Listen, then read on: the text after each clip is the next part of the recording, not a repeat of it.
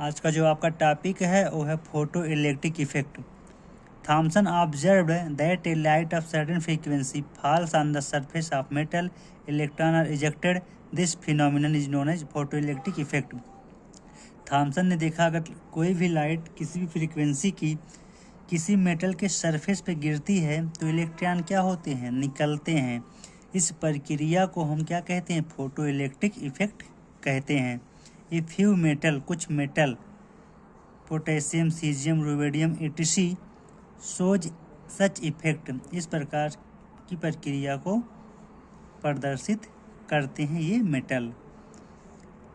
Because they have low ionisation energy, क्योंकि इनकी ionisation energy क्या होती है, कम होती है।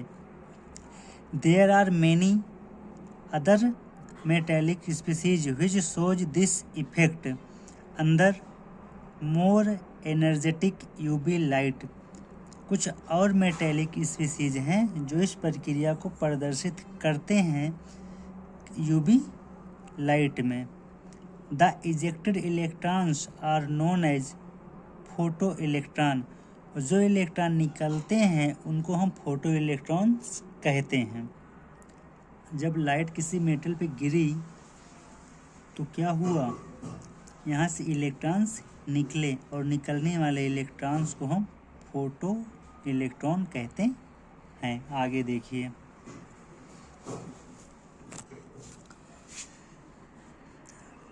जो मतलब कि एक निश्चित फ्रीक्वेंसी की लाइट गिरी इस मेटल सरफेस पे तो क्या हुआ, यहाँ से इलेक्ट्रॉन निकले और यहाँ से क्या हो, इलेक्ट्रॉन निकले तो इलेक्ट्रॉन किधर जाएंगे, पॉजिटिव साइड की तरफ। यहाँ आपने एक एमीटर लगा दिया, ठीक है। बाकी यहाँ पे बैटरी लगी है प्लस माइनस, मेटल सरफेस है। एक्सपेरिमेंट किसका है, थॉमसन का एक्सपेरिमेंट है। इनके अनुसार इन्होंने देखा क्या था ये आपको हम बताते हैं। इन्होंने क्या देखा था, when the radiation of sufficient energy falls on the metal surface, following observation can be made। अगर कोई भी सफिशिएंट ऊर्जा की जो रेडिएशन है किसी मेटल के सरफेस पर गिरेगी तो क्या होगा, electrons come out as soon as light of sufficient energy strikes on metal surface, mean no time lag. Electrons तुरंत निकलेंगे जैसे ही प्रकाश मेटल सरफेस से टकराएगा। इसका मतलब कोई भी टाइम का लैग या कोई टाइम गैप नहीं रहेगा। The light of any frequency will not be able to cause ejection of electrons from metal surface. लिखा है कि मतलब लाइट की कोई भी फ्रीक्वेंसी इजेक्शन ऑफ इलेक्ट्रॉन्स के लिए जिम्मेदार नहीं है, ठीक है। कि मतलब कोई भी लाइट आप डाल दें तो इजेक्शन ऑफ इलेक्ट्रॉन आपको देखने को मिले, ऐसा नहीं होता है मेटल सरफेस से। There is a minimum frequency called as threshold energy, मतलब कम से कम वह फ्रीक्वेंसी जिससे इलेक्ट्रॉन निकलेंगे उसको हम कहते हैं threshold frequency, which can just cause the ejection, जिसकी वजह से क्या होते हैं, इलेक्ट्रॉन्स निकलते हैं। This frequency varies with nature of metal. अब यह फ्रीक्वेंसी अलग अलग हो सकती है अलग अलग मेटल के लिए। The higher the frequency of light more energies will be photoelectrons. जितनी ज़्यादा फ्रीक्वेंसी होगी लाइट की उतनी ज़्यादा फोटो इलेक्ट्रॉन्स आपको देखने को मिलेंगे। फोटो इलेक्ट्रिक करंट और number of photo electrons ejected is increased with increased in intensity of light. जितनी ज़्यादा इंटेंसिटी होगी लाइट की उतने ज़्यादा इजेक्टेड इलेक्ट्रॉन्स आपको देखने को मिलेंगे या फोटोज इलेक्ट्रॉन आपको देखने को मिलेंगे।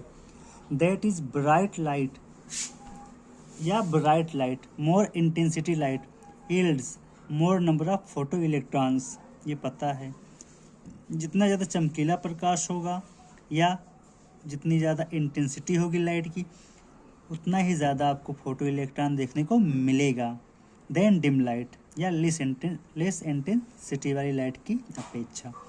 सो number of photoelectron ejected is directly proportional to intensity of light. यहाँ से इंटेंसिटी जो होती है प्रोपोर्शनल होती है नंबर ऑफ फोटो इलेक्ट्रॉन्स और जो फ्रीक्वेंसी होती है वो प्रोपोर्शनल होती है kinetic energy of electrons. Graph को ध्यान से समझिएगा, ये नंबर ऑफ फोटो इलेक्ट्रॉन्स है ऊपर की तरफ, इधर इंटेंसिटी है। अब थ्रेशोल्ड एनर्जी उसे कहते हैं सबसे मिनिमम ऊर्जा जिससे इलेक्ट्रॉन कम से कम निकलना स्टार्ट होते हैं, ये आपको पता है। फिर हम देखते हैं अब यहाँ पे क्या होगा, लोअर इंटेंसिटी लाइट और इसके ऊपर क्या होगा, हायर इंटेंसिटी लाइट होगी। अब अगर मेटल सरफेस पे लाइट पड़ रही है इंटेंसिटी हायर या लोअर तो होगा क्या, यहाँ से इलेक्ट्रॉन्स यहाँ तक जो मतलब सरफेस तक जो इलेक्ट्रॉन्स निकलेंगे उसको h0/W0 हम कह सकते हैं। उसके बाद जो एनर्जी डाली जाएगी उस पर इलेक्ट्रॉन निकलेंगे उसको हम फोटो इलेक्ट्रॉन्स कहेंगे और इसके बीच को हम काइनेटिक एनर्जी कहते हैं, जो हमने आपको इससे पहले बताया था। तो h बराबर होता है W0 plus kinetic energy. h बराबर h0 plus half mv square kinetic energy का फार्मूला है। फ्रीक्वेंसी क्या होती है, नंबर ऑफ फोटॉन होती है और इंटेंसिटी क्या होती है, स्पीड ऑफ फोटॉन होती है। Kinetic energy of photo electrons और kinetic energy of ejected electrons, intensity of light, इनके बीच और इनके बीच ग्राफ खींचा गया तो आपको एक सीधी लाइन देखने को मिली। जबकि kinetic energy of ejected electrons और न्यू बार की इंटेंसिटी ऑफ लाइट के बीच ग्राफ देखा गया तो आपको ये वाला ग्राफ देखने को मिलेगा। Nu proportional to 1 kinetic energy यहाँ से निकल के ये आया।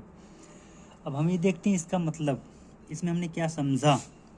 Red light of high intensity falls on the potassium metal surface, it is not able to eject the electrons, ठीक है।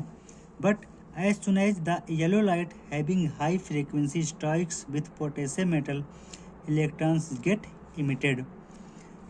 रेड लाइट की जो हाई इंटेंसिटी है वो पोटेशियम मेटल पे गिरी तो कोई इलेक्ट्रॉन्स का इजेक्शन आपको देखने को नहीं मिलेगा।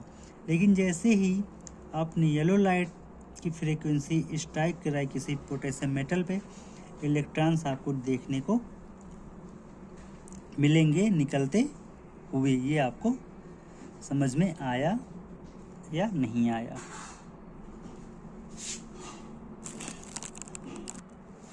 आगे देखिए, quantum mechanical treatment of photoelectric effect. If nu bar is the threshold frequency, अगर न्यू जीरो को हम थ्रेशोल्ड फ्रीक्वेंसी माने, देन h0 और W0 energy is used breaking electrons from their nucleus. और अगर ये एनर्जी जो यूज की गई इलेक्ट्रॉन्स को तोड़ने में उसके न्यूक्लियस से, और किसके, मेटल सरफेस के न्यूक्लियस से इलेक्ट्रॉन्स को निकालने के लिए जो ऊर्जा यूज की गई।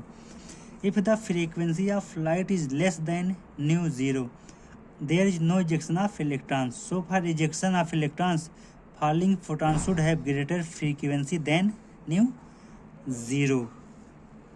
अब यहाँ पे दो केस हो सकते हैं, E बराबर h0 और यहाँ h0 ज़्यादा है, h0 कम है। देखिए तो यहाँ पे क्या होगा, जब लाइट पड़ेगी तो यहाँ से इलेक्ट्रॉन्स को उसके न्यूक्लियस से बाहर लाने के लिए